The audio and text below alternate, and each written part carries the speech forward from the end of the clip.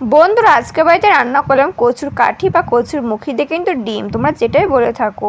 তো video skip করে last পর্যন্ত দেখো। তো প্রথমে কচুর কাঠিগুলো কিন্তু সিদ্ধ করে ভালো করে কিন্তু ছুলে নিয়েছি। এদিকে তো ডিমও কিন্তু আমি সিদ্ধ করে নিয়েছি। এরপর কড়াই দিয়েছি বেশ খানিকটা পরিমাণে তেলটা দিয়ে হালকা নাড়াচাড়া করে দিলাম। তারপর তার মধ্যে সামান্য পরিমাণে হলুদ, তারপর দিয়ে দিলাম ডিমগুলো। তোমরা কিন্তু ডিমগুলোতে আগে লবণ ভালো করে মাখি তারপরে কিন্তু ভাজতে পারো, তবে আমি তেলের পরে লবণ হলুদ দিয়ে তারপরে কিন্তু ডিমগুলোকে ভেজে নিয়েছি। তো ডিমগুলো কিন্তু একটুখানি ভালো করে ভেজে নিতে হয়, মানে একটু বাদামি কালার করে। আর ডিমগুলো ভাজার আগে না সাইডে একটুখানি কেটে নেবে, না ডিম না মাঝে মধ্যে তেলে দেওয়ার পরে কিন্তু ফুটে ওঠে। তো ডিম যদি সাইডে একটুখানি কেটে নাও তাহলে কিন্তু সেটা কিন্তু আর হয় না। তুমি ডিমগুলো ভালো করে ভেজে নিয়েছি, তোমরা দেখতে পাবে। তারপরে ডিমগুলোকে কিন্তু তেলের থেকে তুলেও নিয়ে আজকে যেহেতু বাড়িতে 4 জন মানুষ ছিলাম তার জন্য কিন্তু এখানে 4টে ডিমই কিন্তু রান্না করা হয়েছে।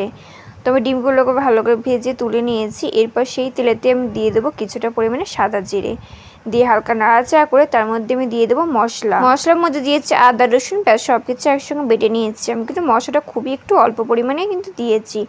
মশলা দেওয়ার পর একটু নাড়িয়েছে, তার মধ্যে সামান্য পরিমাণে হলুদ লবণ আর দিয়েছি লঙ্কার গুঁড়ো, আর দিয়েছিলাম কিছুটা পরিমাণে ভাজা জিরে গুঁড়ো, যেটা কিন্তু আমি বাড়িতেই কিন্তু বানিয়েছি। তো সব কিছু দিয়ে আবার মশলাটা ভালো করে কষাতে থাকলাম। আর আমি কিন্তু এখানে ঝাল লঙ্কার গুঁড়ো দিয়েছি, কারণ আমি কিন্তু কাশ্মীরি লঙ্কাগুলো রান্নাতে ব্যবহার করি না, তো মাঝে মধ্যে একসময় ব্যবহার করি। আর কিছুটা পরিমাণে জল দিয়ে মশলাটা ভালো করে কষিয়ে নিই। দেখতেই পাচ্ছ মশলা কিন্তু তেল ছেড়ে দিয়েছে।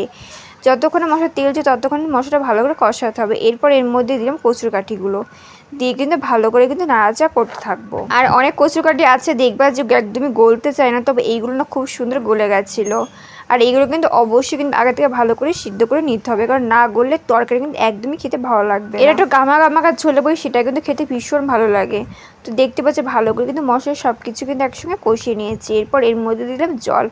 আজকে আর গরম জল দিইনি, আজকে ঠান্ডা জলে দিয়েছি, তোমরা কিন্তু পারলে গরম জলও দিও। তো দেখতে পাচ্ছি জলটা দিয়ে কিন্তু ভালো করে নাড়াচাড়া করে দিয়েছি, বেশ অনেকটা পরিমাণে জল দিয়েছি, তবে ঝোল কিন্তু একদমই অল্প রেখেছিলাম। জলটা দেওয়ার পর কিন্তু 5 মিনিট ভালো করে ফুটিয়ে নিয়েছি। এরপর এর মধ্যে দিয়ে দিলাম ভেজে রাখা ডিমগুলো দিয়ে কিন্তু আরো ভালো করে কিন্তু আমি নাড়াচাড়া করে দিলাম। আর দেখতে পাচ্ছি আমি কিন্তু এখানে আলু ব্যবহার করিনি, তোমরা কিন্তু আলু ব্যবহার করতে পারো, তবে যেহেতু আমি কচু কাটি দিয়ে সেহেতু কিন্তু আলু ব্যবহার করি। তারপর 10 মিনিটের জন্য ঢেকে দিয়ে 10 মিনিট পর ঢাকনা তুলে এর মধ্যে দিলাম গরম মশলা। ব্যাস পছন্দ মতো ঝোল চলে এসে নাড়িয়ে নামিয়ে রেডি হয়ে গেল কিন্তু কচু কাটিতে ডিম। খেতে ভীষণ সুন্দর হয়েছিল। তোমাদের রেসিপি বাড়িতে অবশ্যই একবার ট্রাই করো। আর আজকের রেসিপি কেমন লাগলো জানাতে ভুলো না। ভিডিও চলে গেছে সাবস্ক্রাইব করে দিও। বাই।